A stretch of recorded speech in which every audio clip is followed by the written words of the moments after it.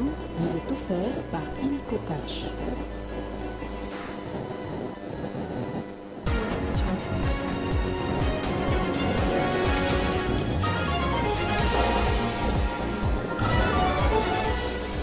Le 44e sommet de la SADC s'ouvre ce samedi sous le thème « Promouvoir l'innovation en vue de découvrir des nouvelles perspectives de croissance et de développement économique durable en faveur de l'industrialisation de la SADC ».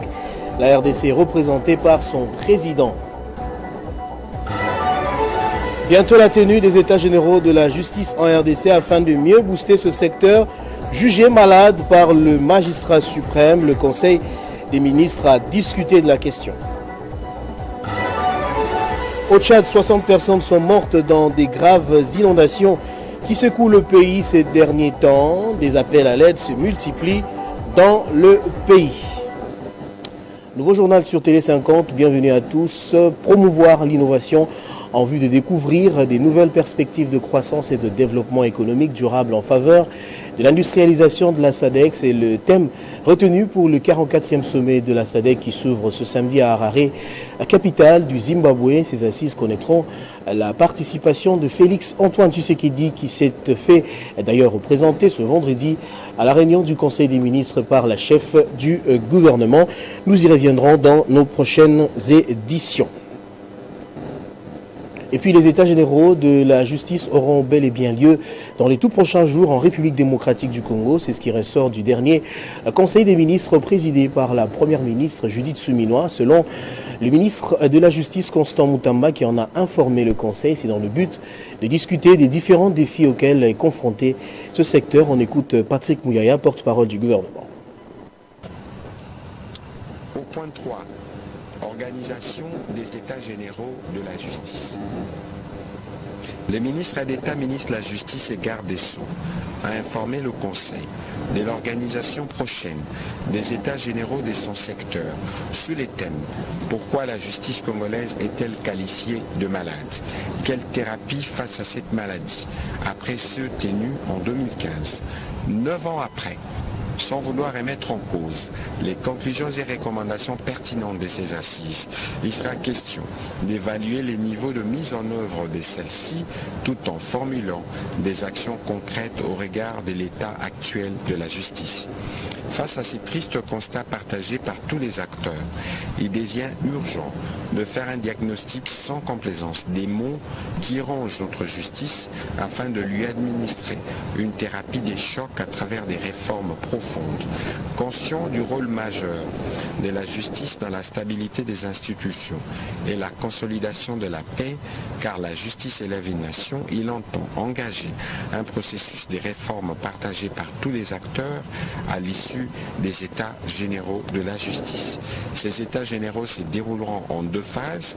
La première phase consistera en l'organisation préalable des consultations populaires à travers les provinces regroupées en pôles en vue d'impliquer tous les acteurs à la base, ainsi que des travaux en session plénière et en commission spécialisée.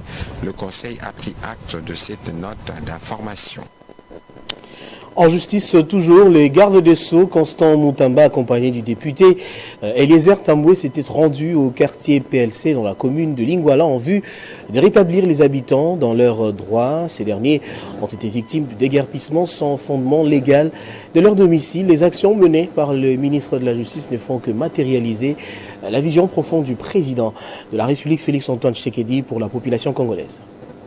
L'envergure de cet événement n'est pas à démontrer. Le ministre d'État en charge de la justice et garde des Sceaux, Constant Mutamba, ne cesse d'impressionner par la délicatesse avec laquelle il mène ses actions gouvernementales. Infatigable, le numéro 1 de la justice, accompagné de l'élu de Lukunga, Ezekiel Tamboué, s'est rendu en début d'après-midi de ce vendredi à Lingwala. Objectif, rétablir les habitants du quartier PLC dans leurs droits. Déguerpissement sans fondement légal de leur maison, plusieurs familles ont dû passer la nuit à la Belle Étoile jusqu'à l'auditeur militaire supérieur. On a lutté contre Batonyoso Oyo Bazali ko manipuler justice ya mboka boete Batonyoso Oyo bazoyiba mapangu ya batu boete bato nyonso oyo bazoutilize mbongo na influence mpo na koyiba mapango ya bato boye te. Na boye nde na ye na auditora militaire boye te. Na pesi yango mitindo na kombo ya tata mokonzi ya mboka Félix Tshisekedi boye te. Satisfaite de l'implication des Constant Moutamba dans cette affaire, la population n'a pas manqué à exprimer sa joie.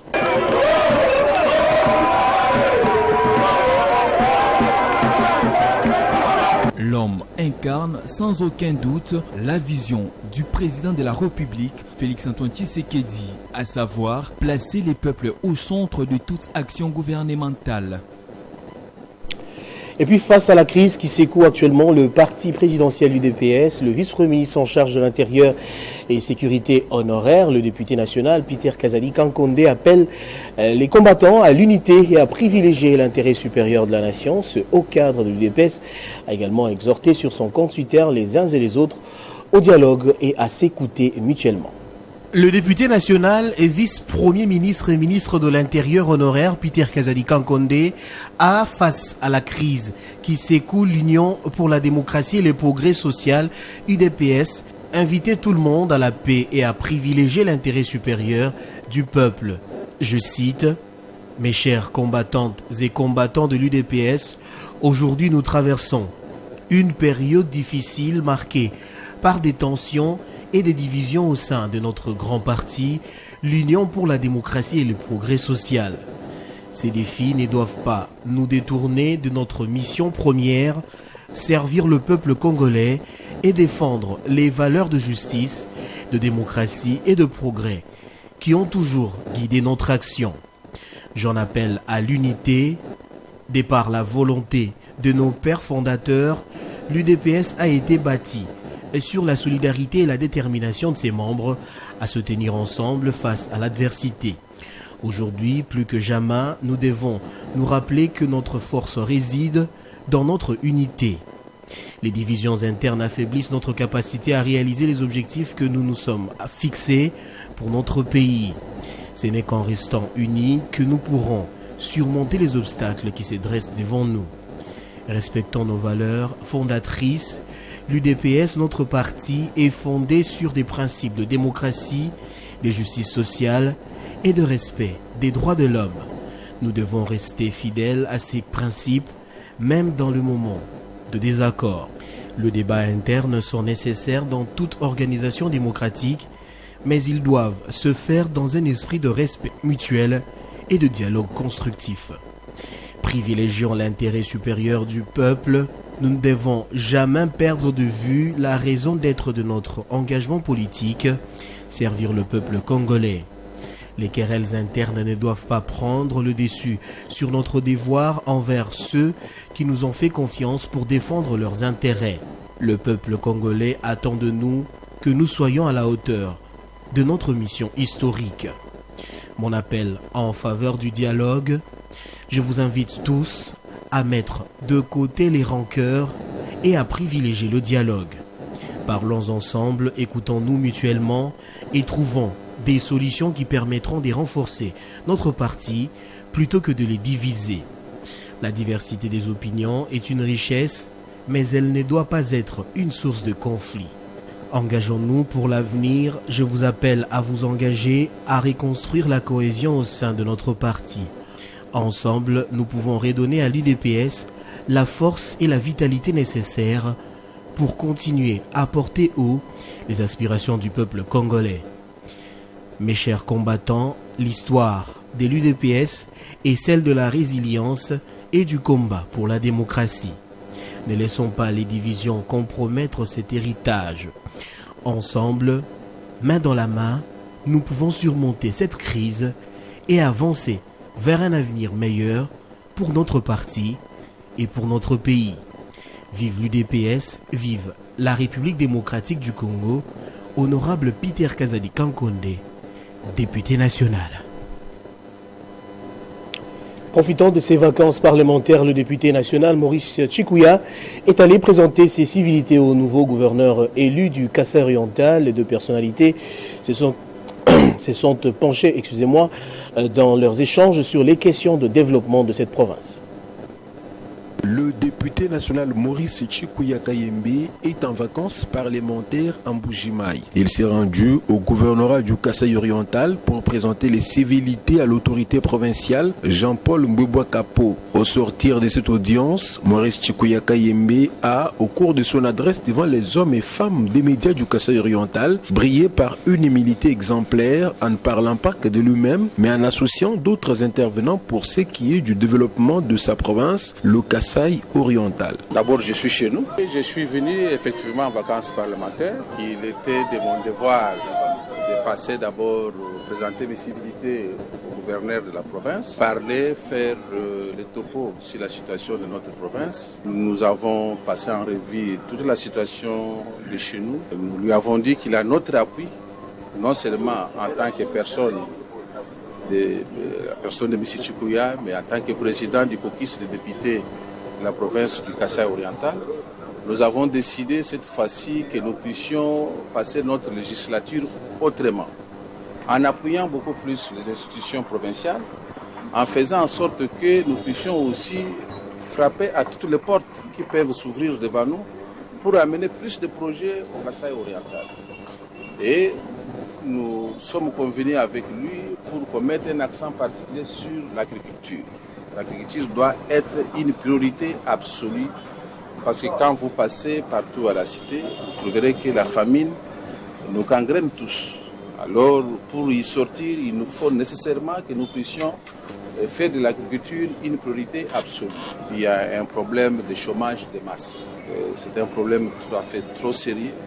J'ai demandé, avec le concours des autres camarades, collègues députés, que nous puissions appuyer la province pour qu'on envoie beaucoup plus nos jeunes vers le secteur d'apprentissage des métiers. Ça va permettre aux jeunes d'être de bons maçons, d'être de bons carreleurs, d'être des électriciens. Maurice Chikuya en a également profité pour échanger avec le directeur général de la minière des Bakwanga Miba autour de la relance de cette société importante pour la province du Kasaï oriental. Il a loué sur place à cet effet les efforts du comité de gestion. Le président du caucus des députés nationaux du Kasaï oriental, le député Maurice Chikuya Kayembe, a, dans le cadre de ses vacances parlementaires, rendu visite au directeur général de la société minière de Bakwanga, MIBA en sigle, André Kabanda. Interrogé sur la raison de cette visite, Maurice Chikuya Kayembe a tenu à préciser que le temps du discours étant révolu, les efforts doivent être collectifs pour la relance de la MIBA. Il a loué les efforts fournis par le comité de gestion en ce sens avec l'arrivée de quelques engins en Mbuji-Mayi. C'est d'abord dire merci au DG pour le temps qu'il nous a consacré et puis d'aider les efforts qu'ils sont en train de fournir pour la relance de la MIBA. Et nous voudrions tous que nous quittions le temps de discours pour aller directement à la production réelle de la MIBA. Mais pour cela, il y a des préalables. Il a fait des efforts, maintenant il y a quelques agents qui sont arrivés. Il y a un problème de fonds de roulement.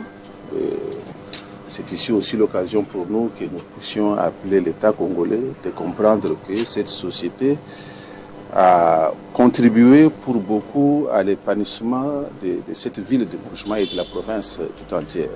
Et qu'il n'est pas normal que nous puissions continuer à faire des plaidoyers qui ne rapportent pas. Répondant à la question relative à une probable arrivée des investisseurs au Kasaï oriental, le 2G de l'AMIBA, André Kabanda, a éclairé l'opinion à ces sujets. Il y a eu des contacts qui ont été pris par le PCA quand il était en Chine avec les hommes d'affaires chinois pour qu'ils viennent pour pouvoir découvrir les potentialités de l'espace Grand Kasaï dans le cadre de coopération. Le député national Maurice Chikuya Kayembe est dans la logique de mener autrement les actions parlementaires en vue du développement du Kasaï oriental, surtout en ce moment où l'un de ses dignes fils, à la personne de Félix Antoine Tshisekedi, est chef de l'État. Il est fermement décidé à mettre de l'ordre dans son secteur. Lui, c'est les ministres provinciaux de l'agriculture, pêche, élevage, économie verte et porte-parole du gouvernement provincial du Sud Kivu, qui a échangé avec différents partenaires de son ministère à la base de la plaine de la Ruzizi, où la société Bio-Agro Business BAB en sigle exerce ses activités à travers le programme volontariste agricole. Joseph Amani. Sur place, Maître Didier Kabi a prêché la vision du gouverneur de province, le professeur Jean-Jacques Pouroussi Sadiki, visant à réduire sensiblement la dépendance alimentaire et booster le secteur productif agricole. Il a rassuré que de mesures drastiques seront prises contre certains commerçants de pays voisins qui s'approvisionnent au Sud Kivu, transforment et emballent le même produit pour venir le revendre en République démocratique du Congo à un prix exorbitant. Le patron de l'agriculture a en outre demandé à la société Bio-Agro Business à passer à la vitesse supérieure pour produire encore plus, pour inonder les marchés de produits made in DRC, surtout dans la filière de manioc et de maïs. Le directeur général adjoint de BAD, Donatien Mbayou Chumuka, est revenu sur des différentes activités que mène la société Bio-Agro Business en RDC au profit de paysans des Katogota jusqu'à Kawizi, avant de demander à travers un cahier de charges le soutien du gouvernement provincial pour remplir pleinement sa mission. Nous avons un objectif d'emblaver sur plus de 500 hectares pour cette première saison A.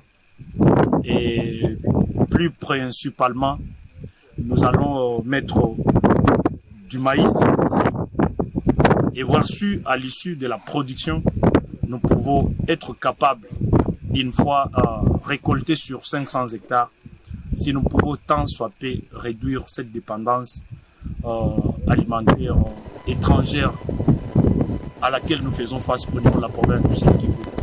Bukavu, comme l'a toujours dit son Excellence Monsieur le Gouverneur, est évalué aujourd'hui à plus de 1,8 million d'habitants.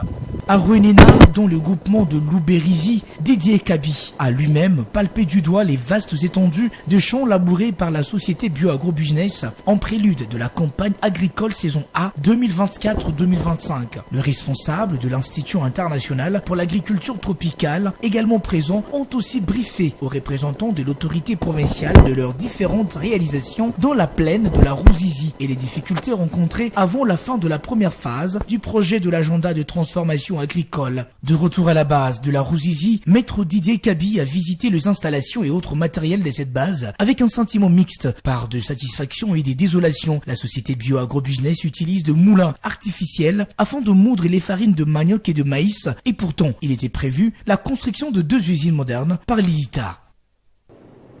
En bref et en images, avant de terminer, je l'ai annoncé au sommaire, après les pluies diluviennes qui se sont abattues ces dernières semaines dans plusieurs provinces du Tchad, causant d'énormes dégâts, les autorités du pays ont annoncé ce samedi le bilan qui fait état de 60 morts dans ces inondations. On va prendre les rappels des titres à présent. Le 44e sommet de la SADC s'ouvre ce samedi sous le thème « Promouvoir l'innovation en vue de découvrir des nouvelles perspectives de croissance et de développement économique durable en faveur de l'industrialisation de la SADC ». La RDC est représentée à ses assises par le chef de l'État Félix Tshisekedi. Bientôt la tenue des états généraux de la justice en RDC afin de mieux booster ce secteur, jugé malade par les magistrats suprêmes. Le Conseil des ministres a discuté de la question. Au Tchad, 60 personnes sont mortes dans des graves inondations qui secouent le pays depuis quelques jours maintenant. Des appels à l'aide se multiplient. Voilà qui boucle complètement ce journal, madame, messieurs. Je vous remercie de l'avoir suivi de partout dans le monde grâce à Télé 50.